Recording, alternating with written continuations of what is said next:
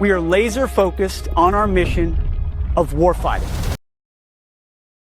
Hey, keep it in the circus! You know, this place has gone way downhill. What do you say we go somewhere else? That's a huge bitch!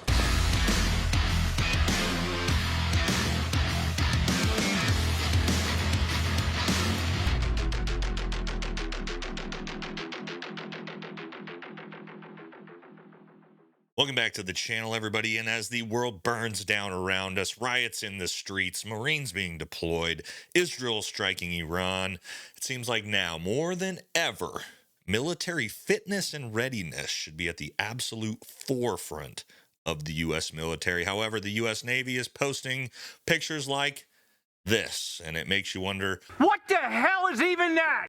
what in the hell is going on? Now, we're going to talk about how do we even get to this point, what this really means, and there's going to be some nuance to this because I think you guys might be surprised at my opinion on this, given how I typically am with military fitness and standards and whatnot. So let's jump into this. Let's talk about it. Let's diagnose it. And don't forget to like, comment, subscribe. Definitely helps the channel. Follow us on Patreon. Grab some merch. We got new summer merch coming. And yeah, let's jump into this and talk about what the hell this even is. So as far as I understand, this is a Navy nuclear submarine officer promotion board. Okay. So there's some context to this in the military.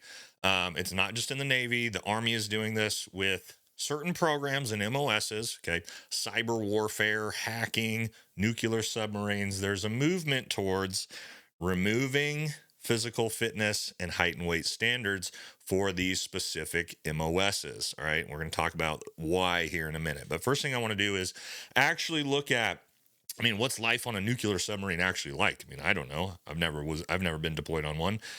But I got to imagine they're not very big. Maybe it's hard to stay in shape. You know, maybe the food's not very good. So maybe there's some reasons for this. So we're going to watch a video from the U.S. Navy that showcases these Navy submarines and what life is like on board. And then we're going to talk about it and say, is this a good enough excuse? And what are my opinions on this, right? So first things first, let's watch this video. We're a hidden moving missile silo, so that makes us a difficult target to want to attack.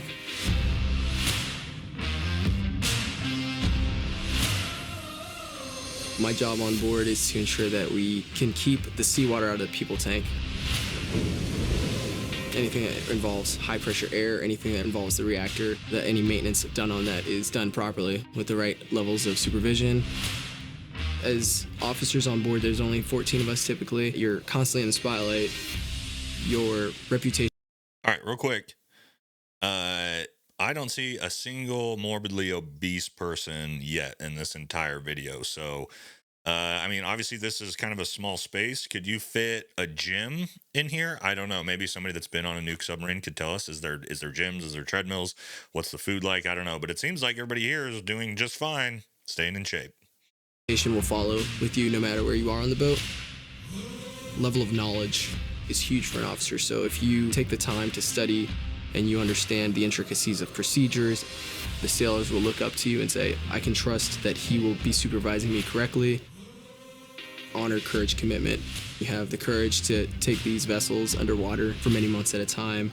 The highest integrity that they know that they'll come back to the surface. My advice for anybody wanting to join the Navy as officer is always take on the responsibilities, even if you don't want to. It forced me to see what my potential was.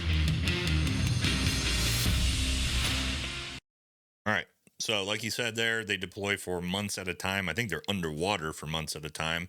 And again, I don't know what the real lifestyle is like down there. Is there a gym? It didn't look very big. And again, you got food that's basically being stored down there for months and months and months at a time. Probably, you know, not the best food in the world.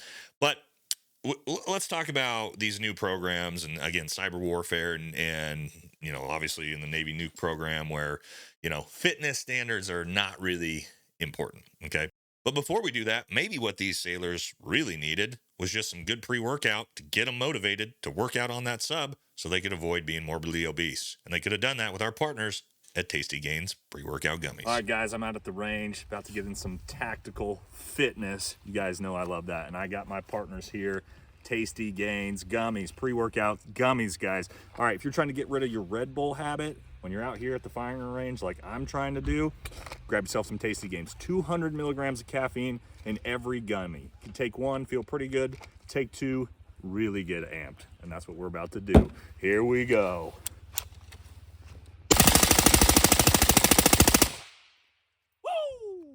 All right, so let's talk about these again. What's our feelings on these programs? All right, so the big one in the Army right now is the cyber warfare, hacking, technical MOS space. Okay, I'm not sure if they've fully gone through with this yet, but I know there was a lot of talking about this, that they were going to remove height and weight and PT standards from these specific cyber warfare jobs. The idea being is the kids that are doing this, right, are not, typically the most physically fit lifestyle kids, right? They're staying up all night, drinking 4 or 5 energy drinks a night, not working out to be able to get this good at the technical skill of hacking and cyber warfare and all these different things. Right? Okay, so the idea behind this is that, well, we would lose out on the capabilities, the mental capabilities of these soldiers if we had to force them to stay in shape. I know it's a tall ask to just be in general decent shape, but that's the way the U.S. military is looking at this. They're saying, would we rather lose all these, really bright, capable kids that we wouldn't have got otherwise? Or, is it better to have a physical fitness standard everybody must adhere to and we lose all that talent, right? Maybe that's what's being said here on these Navy nuclear submarines. I'm telling you, though, this is a promotion board, okay? So this is the Navy saying, yes, we agree. Great job. You should be a higher rank, right? So I'll tell you this, if you were never in the military, the way promotions work, physical fitness, height and weight is like top of the thing. It's the first thing they're going to look at. What is your PT test scores? What's your height and weight? Are you within standards? That's usually like the immediate disqualifier. If that's a no, you're just not getting promoted, okay? At least in the combat arms MOS space. But here, obviously, because there is no way that is passing any PT test that exists in the military. I'm sorry, not trying to be rude, but my big thing has always been, and I'll give you my opinion on what I think in either way in a second, but my opinion has always been, you got to look the part in the uniform. Okay. I expect everybody to be decently physically fit, look professional. And when you are like morbidly obese, if you want to do that in your private life, you're a veteran, you're a civilian, whatever, that's your own life. But while you use that, wear that uniform, man, there's some standards to uphold to. And those standards have gone back hundreds of years. Okay. They shouldn't change. Now, there's some nuance to this, and that's where I'm going to sort of probably surprise some people. All right. I don't want to say I think this is fine, but I think it's acceptable, okay, in specific MOSs. And when we're talking about these super high technical jobs, cyber warfare, nuclear submarines, I mean, how fit do you have to be to live in a submarine and operate those computers? Probably not, okay, at all. However, it does beg the question, should we be making this sort of a good thing for the rest of the military to see, like putting it on social media pages of the U.S. Navy for a promotion board?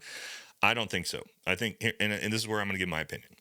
I would rather us have this talent in the future of cyber warfare and the way things are going with technology and all these different things than not have it. Okay. However, what I will say is if you're going to make this big separate system where there's separate standards and separate physical fitness requirements and all these separate things, make a separate uniform. Okay. This uniform does not work on a morbidly obese person. Not trying to be rude. It doesn't. It's not designed for that. So if you're going to do this, just get a different uniform, okay? Specific to this MOS, right? We already do this with headgear and all sorts of different uniforms for different MOSs, doctors, pilots. Why not do it for this too, all right? If you're cyber warfare, nuke, whatever, okay? You wear, whatever that uniform that's going to potentially fit this physique actually is, because this looks horrible. When you just post this type of thing, no context, man, especially like, where's that going? That's going straight to China, straight to Russia, straight on the propaganda news.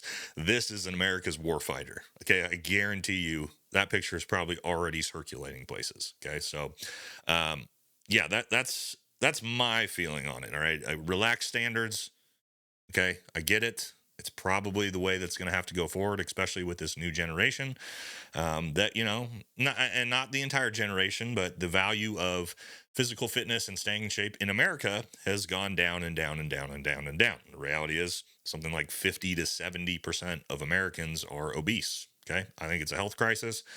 I hope if you are overweight, I don't judge you, but I hope that, you know, you get yourself in shape so that you actually have a good high quality of life and you'll live a long time. Okay. There are really no morbidly obese elderly people for a reason. So you can do whatever you want, but while you're in the military, you know, if you're in combat arms or you're in any regular MOS, obviously the standards are staying jacked up. But yeah, I mean, obviously, and those that aren't, the standards don't exist. So I want you guys to give me your opinion in the comment section. Do you think one way or the other that height and weight standards and fitness standards should be sort of pushed to the side for specific MOSs that maybe don't need it? Or do you think everyone, regardless of MOS, should have to adhere to the same height and weight fitness standards? Let me know. Should be interesting. That's going to do it for this one. I will catch y'all in the next one.